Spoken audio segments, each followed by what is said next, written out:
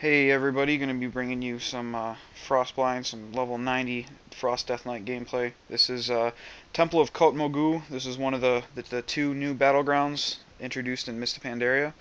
And first thing I want to say is, like, when I first started doing this, and even at the time this was recorded, I was still like, I didn't like this one at all because I would get blown up for seemingly no reason. Like, I didn't understand why I was always getting blown up. Like, I didn't quite understand the objective of it, but it's really starting to grow on me. This has really become very quickly one of my favorite BGs. But basically, the point of it is you have this little arena, this little temple-like thing in the middle, and you have the four orbs on the corner. And the whole point of it is it's almost like a capture the hill. Your team gets points per tick, depending on how many orbs your team has control of. But then it also, you get more points per orb per tick the closer you are to the middle of the arena. So whereas most battlegrounds are focused on capturing the flag or keeping control of bases, this one, the focus really is to keep the orbs and fight mid, which is kind of cool because it kind of goes in the opposite direction of most other battlegrounds. That kind of brings up one of the things that I noticed a lot doing this one is you get battlegrounds all the time where people won't go after the flag. They'll just fight mid, trying to get KBs, trying to top damage. But so I start doing this one, so I'm like, and once I finally get the concept, I'm like, oh, this is pretty cool. Like, everybody likes to fight mid, so this battleground shouldn't be as much of a problem to, like, get people to cooperate. But then I start seeing people skirmishing on the side and not, like, you'll see later in this video, the horde has control of the middle, and my whole team, even the people with the orbs, are just like fighting around in the corner.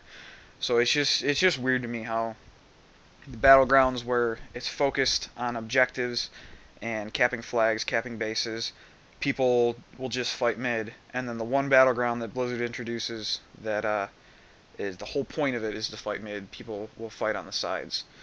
It just kind of boggles my mind. But another little cool thing about this one, when I first popped in the queue, there was looking at the people in it. I'm like, oh shit, Swifty's in here.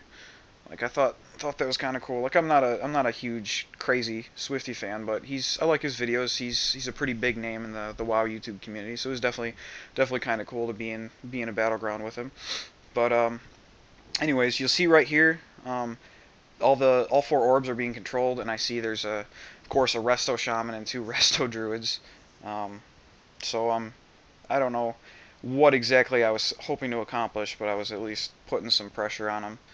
And somebody drops an orb, so I decide, like, I'm not gonna sit here and screw with three resto classes because I'm not gonna take any of them down. So I grab the orb, head back to the middle. And the other thing you saw right there, I was doing Brewfest before this. I was just trying to get the title, and so I had the mug keybound to my middle mouse button where I usually have death grip, and you'll see it kind of screwed up there, and I had to make the mad search to scroll through my spellbook and rebind my death grip. But everything ended up working out. Back in the middle, I think I ended up getting an achievement here. But just trying to do some damage, trying to keep the horde suppressed away from the middle, because obviously the more we keep them out, we have control of all four orbs at this time. So I don't know why we aren't getting more pressure from the horde, because they should be. I mean, they should be pressing us like outrageously hard, but at least at this point we're not really getting much pressure whatsoever. But one of the other things about the orbs is, like I said, you get debuff slash buff, I guess, from them. The damage done to you is increased by 30%. Damage you deal is increased by 10%, and healing done to you is increased by 5%. So just from my perspective, like, usually you want to try to have a healer or a tank class have like the flag or defending the base, because they're going to be the hardest to kill.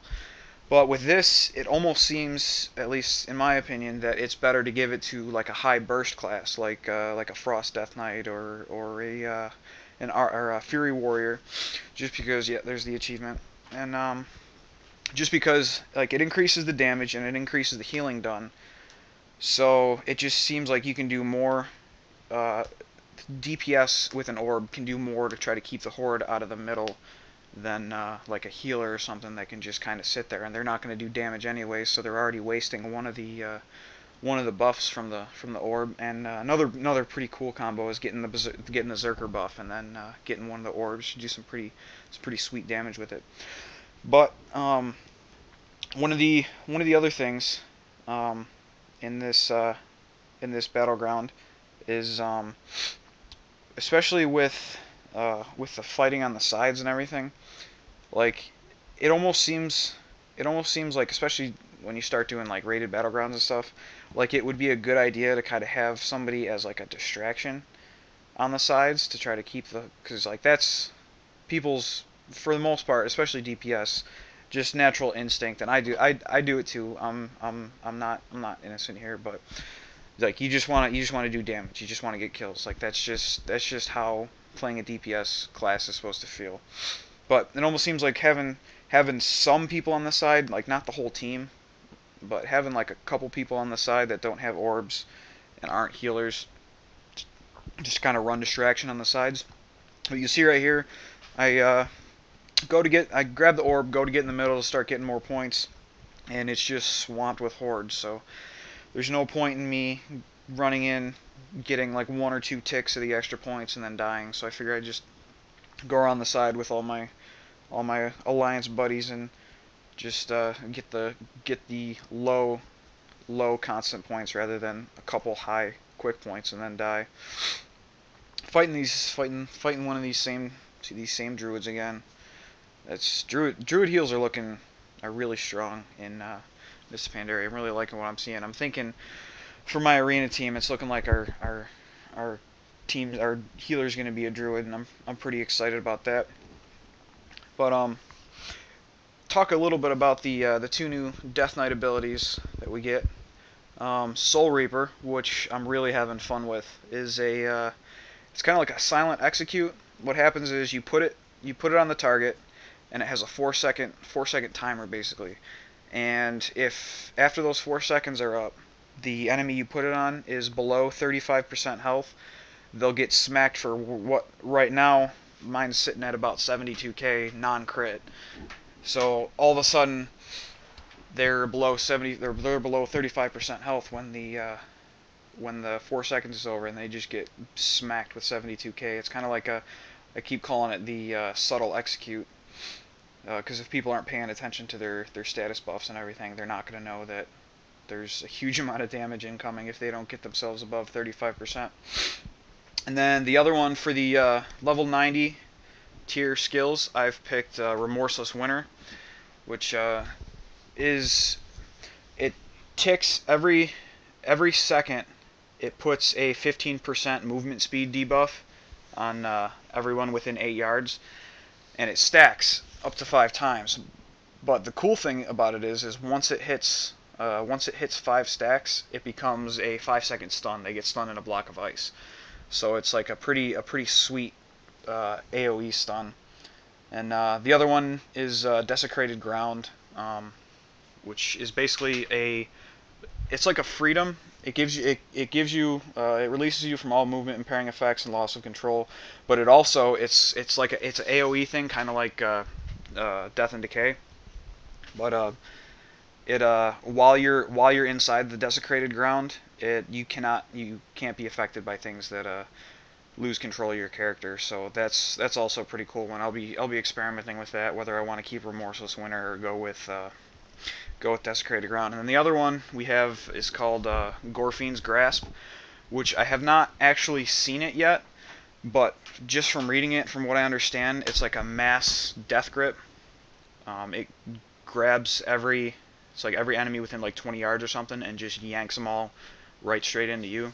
So I don't know how useful it's going to be for PvP, but definitely for PvE, it's going to be pretty huge and good for Blood Death Knights. You see that druid running in the background, thinking he's being slick, holding the orb. Doesn't realize he's not going to get any points sitting out that far.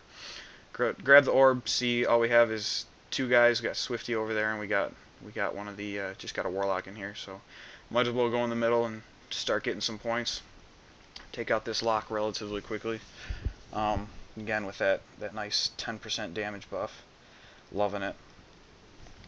Start getting a little more pressure from the Horde, but as you can see, we've already won. We're 9 points over. So, but really enjoying Death Knights at level 90. Really enjoying. This is turning out to be a really fun BG. But by the time this video is up, season 12 will have started, and I'm gonna be grinding honor to get some gear for the Death Knight, so I can get ready for RBGs and arena. But that's about it for this video. There are more monk videos coming. I just with the beginning of season 12, my main focus for at least a little while is going to be working on the Death Knight, getting him ready for arena and RBGs. But monk videos are definitely coming. Still having fun with that class. There's a lot of cool cool mechanics to that class, and really looking forward to exploring the Brewmaster spec once I get dual spec. But as for now, that's it. Hope you guys enjoyed it. If you did, like, subscribe, comment. If there's stuff you want to see, let me know in the comments. Be sure to see what I can't do to get you guys that content. And until then, take it easy. Thanks for watching.